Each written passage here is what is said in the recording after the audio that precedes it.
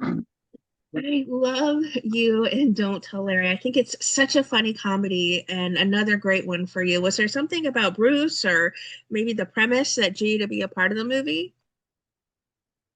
I got this script from my agent, as I often do. I get a script, and some of them are not so good, some of them are mediocre, some of them are great.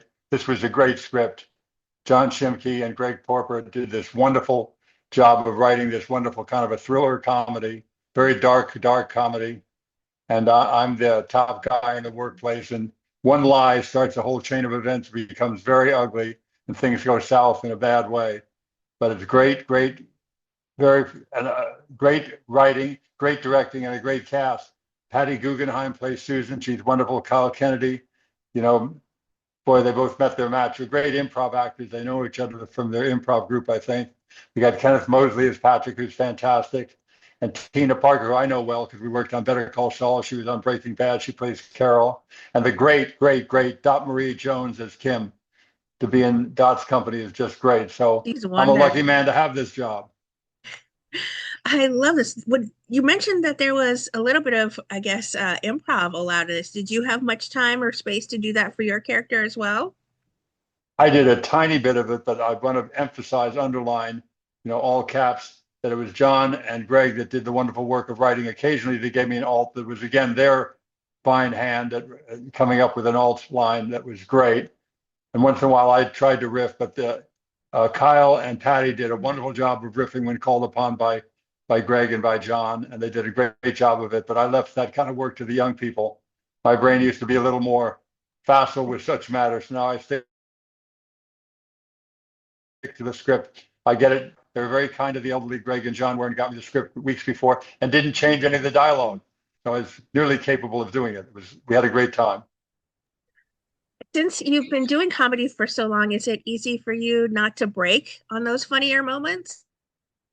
I used to be better at it. I'd be there on Best in Show, the Chris Guest movie, and across the desk from me, Best in Show, we have Catherine O'Hara and Eugene Levy. So to not crack up with those two takes a lot of work. And I was good at it. I just stand there like a Marine and just, kind of let them finish. And I'd say something else. But, you know, but then, I'd have Michael Higgins and Michael McKean across the desk from me. All these wonderful actors would come in to check in the hotel. And my only job was just to not go sky high. And so I got to do that. Chris has put me in a lot of his different shows. So I'm very lucky to know Chris and that great gang of actors, and especially lucky to work with these people now, Patty and Kyle and the wonderful group. They're fantastic improv actors. Is there a particular scene, and don't tell Larry, that you're sort of most proud of the work you put in? Yeah, that first scene that I have, with Patty is just fantastic. I just love that. I give her some information about the way things are going to go with the company that she wasn't expecting. And so, and that's kind of the turning point where things go bad for everybody. But then Kyle comes into the scene, and I have a scene with Kyle and, with Patty that's just off the charts. They're so good together. And John and Greg were feeding them all lines of what have you. They could just go with it, like the young people that they are. It was just fantastic to watch. This is just another funny film for you. And I know that it's old hat for you at this point, but you have such a penchant for comedy work. Was it always there for you? You have such a talent for it. I'm very grateful that you would say that. I try to be true to my comic senses, but I learned from the best. I worked with Dabney Coleman early on. I knew, some great comic actors and worked with them over I worked with Peter Falk, who's not only a great dramatic actor, but a great comic actor. Charles Grodin was a good friend of mine. You get people like that and you realize, wait a minute, this is my kind of comedy. They're not playing it for the laughs. Here's a big joke coming up that you're going to love. They're playing it like in Strindberg. And in so doing, it becomes very, very funny. Alan Arkin and Peter Falk, I worked with in the 70s, early in my career, and two great dramatic actors, two great comic actors, because they make no distinction between the two. They remain honest and true to the text like they're doing Shakespeare or Strindberg, and it becomes hysterically funny because you can't see the jokes coming. It's all coming from real behavior. That's what Kyle and Patty did at every turn too, and the whole gang in that wonderful movie. I mean, as you put it, you have a gift for both drama and comedy. It's people just love the work you do. You have this multi-talent. You're a multi-hyphenate, as they say, because you slip so seamlessly between these two worlds. But also, I feel like that's what makes you a constant person requested still in Hollywood because you can do both of these, maybe with both arms behind your back, tied behind your back at this point. You're being very kind, Jamie, but the truth is I got real lucky being born Ed Begley's son. So some doors opened for me that wouldn't otherwise be open for the normal individuals. Now I had to walk through those doors and I had to deliver once inside the door. But to get in the door, I had a big leg up by being Ed Begley's son. But still, I had it wrong, Jamie. I really did.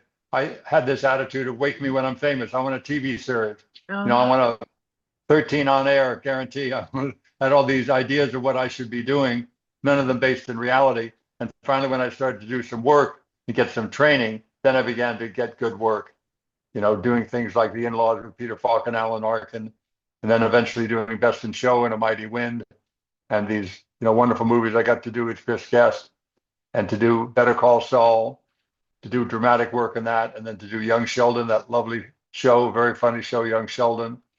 So I'm a lucky man is all that's the career planning that I have. Just continue to, find a four-leaf clover and hang on to it. It's dumb luck and nothing more. No, no, I think you have to give yourself a little bit of credit. There has to be some talent flowing through those veins at some organ in your body to at least give you the impetus to get you Well, I'm fooling in them those so doors. far. So far, so good. We got them. I got you and them both tricked. That's right. You've conned me and so many of us into thinking you have a wonderful career that's just been exceptional and continues. I'm sure people come up to you all the time with the favorites, and maybe it's all you can tell at this point in your career what they're going to say that they're fans of it. Yeah, there's been so much fortunate work that I've gotten. I went in and auditioned for a role on a series called Saint Elsewhere back in the 80s, and I didn't get the part. The part I wanted was the part of a regular called Dr. Peter White. I auditioned for the part, did not get it. Again, my good fortune. They gave me like to throw me a bone because they like me, I guess. They gave me a one-line or two-line part in the pilot. I did that. That became one of the most popular characters in the TV show, that one and two-line part. And then the character that I wanted, Dr. Peter White, that character was shot in the groin and then, the stomach, killed on St. Elsewhere because he was the hospital rapist. And that character was done midway through the second season. So what I wanted was never as good as what I got. That's the subtitle for my whole life. One lucky guy. That's why next time when you begin crafting your biography, I guess you have a title already picked out, right? That's right. I actually have a biography I'm going to hold up because why miss an opportunity? This is a book that I wrote. It's called To the Temple of Tranquility and Step on It. And it's about Oh, all the things, my plans for my life that were one thing, and what actually came my way was another. And what the universe sent me was always better than what I had in mind. And that kind of good fortune continues to this day. To work I with these mean, great people on this movie, I'm just lucky, lucky. we recently saw you on Young Sheldon, and here you are, and Don't Tell Larry. What are the other projects you have coming up? Some stuff I can't talk about, but there's a show on Netflix that's going to happen next year that I think you're going to like, and I might even have something to do with it. We'll see about that, but it's very good. But I want to remind folks, Don't Tell Larry is you can get it streaming at Amazon and Apple, and it's in select theaters. I'm going to name just a few if I may. There's an LA special event opening night screening and cast and director Q&A at the Laemmle Theater. That's the Town Center 5 in Encino, California. So if anybody's in the LA area, come to Encino, 7:30. Then there's a second LA event on the 21st. That's Saturday coming up. Q&A at the Laemmle and screening at the Royal in West LA. And then it's also in Chicago, Detroit, Minneapolis, and Seattle. It's a fine film. And again, Amazon and Apple too. Is there anyone you haven't worked with in your career yet that's sort of a dream co-star, or do you still, pinch yourself, as you said, as, when you do get to have these incredible people to work with? People think I've worked with everybody. That's not true. There's a boom man at 20th I haven't worked with. there's a publicist at Warner Brothers I need to meet one day and have lunch with. There's two people I haven't met or worked with, and no, who haven't I worked with? I've never worked with Elizabeth Moss. I've never worked with Viola Davis. There's two great actors that I haven't worked with. I never worked with Joaquin Phoenix. I love him. Great, great actor. Daniel Day-Lewis. These are wonderful, wonderful people I haven't worked with. It would be my lucky day to be on set doing craft service for these people, let alone work with them. So I'm very, very lucky. I work with a lot of good people. Meryl Streep, Jack Nicholson, Bob Hoskins, just incredible actors and actresses. I'm just lucky beyond words, and that luck seems to continue working with this fine group on this movie. I was going to say, are you ever home at this point? Because you are a constant working actor in Hollywood, which must still fill your heart, no? Definitely, yes. I'm just blessed to be 75 years of age and be doing anything. I don't care if you're in the storm door industry, you sell aluminum siding, and you're still working after 57 years. Where did I go right? That's the only question I ask. Where the hell did I go right? I'm curious then, what would you like to say to everyone who are fans and supporters of the wonderful work you continue to do on our screens?